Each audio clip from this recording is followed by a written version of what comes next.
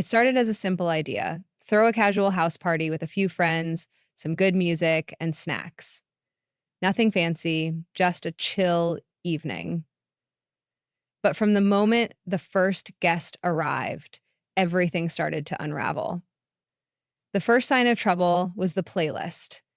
Instead of upbeat party tunes, the Bluetooth speaker kept playing random nature sounds: chirping birds, whale calls. No one could figure out how to fix it. So the night began with the soundtrack of a deep sea documentary. Then came the snacks. The host had proudly laid out a tray of nachos, but the cheese sauce hardened into a solid block within minutes. Someone jokingly tried to break it with a fork, and the utensil snapped in half.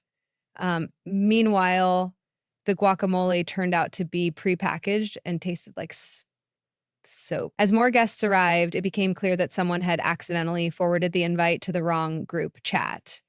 Among the familiar faces were a couple of strangers who had no idea whose party it was, but decided to come anyway. One guy even brought his dog, a massive Great Dane that immediately started eyeing the cheese block like it was dinner. When the dog finally lunged for the nachos, it knocked over a table, spilling drinks everywhere. Someone tried to grab a towel, but instead they grabbed a decorative scarf, which only made things worse. Now there was soda dripping onto the carpet and a dog happily munching on rock-hard cheese. As the chaos unfolded, someone suggested playing charades to lighten the mood, but instead of regular words, they suggested hiring a dog. People were trying to act out ridiculous things like a flamingo with stage fright or a toaster having an existential crisis. The guesses got so absurd that everyone ended up laughing hysterically. The final disaster came when someone leaned too hard against the wall where a shelf was, precariously mounted. The shelf came crashing down, sending books and knickknacks flying. The noise was so loud that the neighbors knocked on the door, not to complain, but to ask if everyone was okay. And by the end of the night, the snacks were ruined, the playlist never recovered, and the carpet was forever stained with soda. But despite the chaos, or maybe because of it, everyone agreed it was one of the funniest, most memorable nights they'd had in ages. As one guest put it on their way out, it wasn't the party we planned, but it's definitely the one we'll never forget.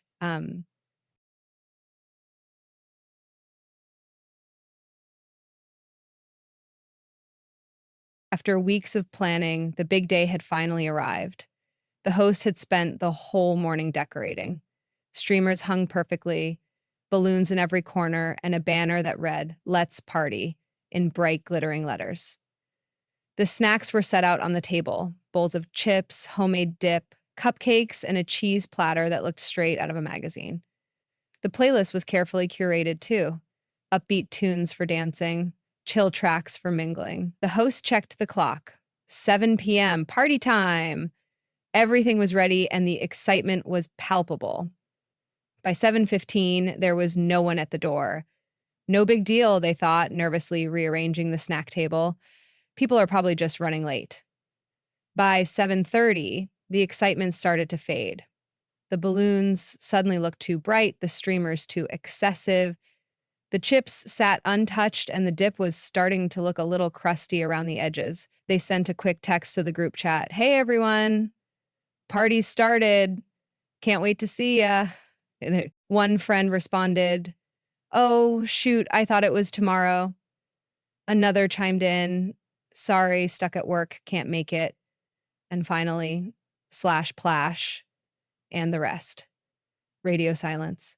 By 8, it was painfully clear. No one was coming, feeling awkward in their own perfectly decorated living room.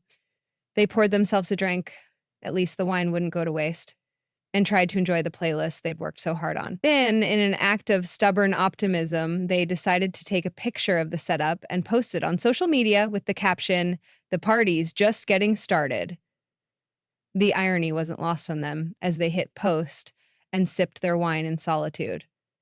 By 9, they had given up entirely, swapped the party clothes for pajamas, and turned on a cupcakes were eaten straight from the tray with zero shame. The next day, they received a flurry of apologies from friends who swore they'd make it up next time. But there wasn't going to be a next time, not without RSVP confirmations, a backup plan, and maybe a serious cutback on the decorations. Still, the party wasn't a total loss. As they finished the last cupcake that morning, they realized one thing: there's no such thing as too many snacks. It was supposed to be the perfect evening, a classy party at a beautiful villa by the sea. The host had spared no expense: gourmet catering, string lights draped across the patio, and a view that could have been on a postcard. Guests were dressed to impress, sipping champagne and mingling as soft jazz played in the background. Everything was going smoothly. Until he arrived. No one was quite sure who invited him, or even if he was invited at all. He showed up late, loud, and already a little too tipsy. At first, his antics were harmless. He made exaggerated toasts to people he barely knew, told wild stories about his adventurous life, and laughed a little too loudly at his own jokes. People awkwardly chuckled and tried to steer clear. Then things took a turn.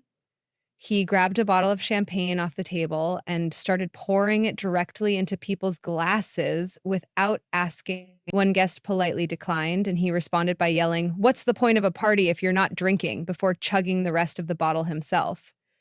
The host tried to gently intervene, but he brushed them off with a dismissive wave. "Relax. This is supposed to be fun." The breaking point came when he decided the villa's pool needed some entertainment. He grabbed a garden hose, turned it on full blast, and started spraying water everywhere: guests, furniture, and even the carefully arranged hors d'oeuvres. People scattered, trying to save their outfits and drinks, while the host frantically tried to stop him. That's when he snapped, screaming something incoherent about how no one knew how to have a real party. He threw the hose aside and began knocking over furniture. A lounge chair went flying into the pool. A glass table was flipped, shattering on the patio. Guests stood frozen in shock, unsure whether to intervene or call for help. The host, now panicking, called the police. Meanwhile, the uninvited guest had climbed onto the villa's balcony, yelling at the crowd below like he was some kind of rock star. "You'll thank me for this later," he shouted. When the police arrived, they found him mid-rant, trying to wrestle a decorative vase off its pedestal. It took 3 officers to get him down, and as they escorted him away, he yelled over his shoulder, "This party was dead anyway." The villa was a disaster zone: water everywhere, broken furniture, and guests awkwardly shuffling out while apologizing to the host. The party was over, but the story wasn't. For weeks, the villa wrecker became the talk of every social circle. "Did you hear about the guy who ruined the party?" became the opening line of every conversation. And the host? They vowed never to host another party without a strict guest list. And a bouncer,